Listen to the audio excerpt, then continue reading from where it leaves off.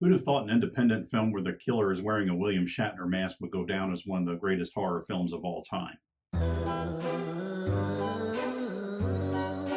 In 1978, John Carpenter's Halloween was released. The film was written by John Carpenter and Deborah Hill. Carpenter also took care of the musical scoring. It stars Donald Pleasance, Jamie Lee Curtis, Nancy Loomis, and PJ Soles. Donald Pleasance is probably best known for his roles in The Great Escape and You Only Live Twice. This was Jamie Lee Curtis's first feature film. PJ Soles had previously worked in the movie Carrie. Nancy Loomis had previously worked with John Carpenter in the film Assault on Precinct 13. As always, there will be spoilers. The film is set in the fictional town of Haddonfield, Illinois. It's Halloween, and Michael Myers has escaped from the sanitarium that he was being held at. He was being held at the hospital because 15 years earlier he had killed his sister on Halloween. He's being pursued by his psychiatrist, Dr. Samuel Loomis, played by Donald Pleasance. Upon his arrival in Haddonfield, Michael begins to pursue Laurie Strode, played by Jamie Lee Curtis.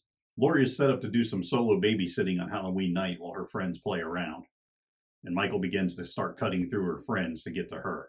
Eventually, Michael does find Laurie, but she puts up quite a fight, more than he was expecting, because she takes him down a couple of times, because, the killers are never dead in these movies.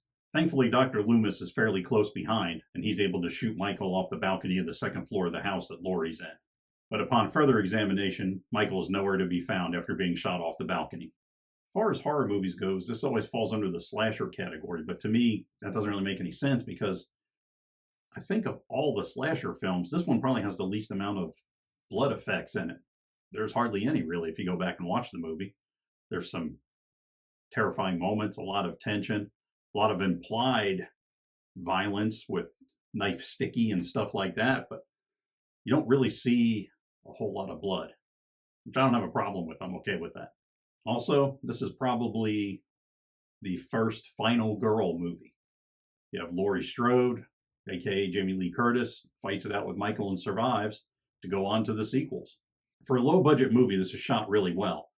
A lot of it is due to the lighting effects, whether it's backlighting Michael where he's standing on the front porch of the one house. You just kind of see his outline there, which goes hand in hand as his description in the credits of the movie because he's only described as the shape. Also, the part where Laurie's standing with her back to the doorway, as they always do in these movies, after you think you've killed somebody, always turn your back on them so they can't get up and come after you. But the part where he comes up behind her and his face slowly lights into focus that they did with that lighting effect, that's still a classic shot. The film does give itself away at a few points that it was not shot in the Midwest.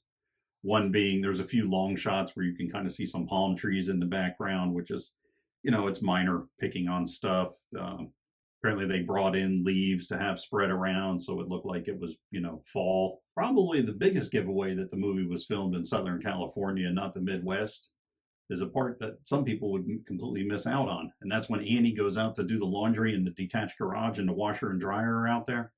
Yeah, there's no house in the Midwest that has a washer and dryer in the garage, let alone a detached garage. Those pipes would freeze up the first hard freeze and blow out every year on them. And yes, it's true, it's not a joke. The Michael Myers mask is merely a modified Williams Shatner Star Trek mask that they bought at a costume store eventually. Painted it white, cut the eyes out a little bigger, but it is definitely the William Shatner mask. I grew up in a family where if it was a good movie, it didn't matter on the rating or anything like that. You were allowed to watch it. And Halloween in our family was considered a good movie, so it was one of the first horror films that I ever was able to watch. So if you're looking for something to check out this Halloween night, go ahead and check out Halloween. It's a classic. And remember, if you're sitting there watching the movie and you got Denny Crane knocking on your door, don't worry. It's only a movie.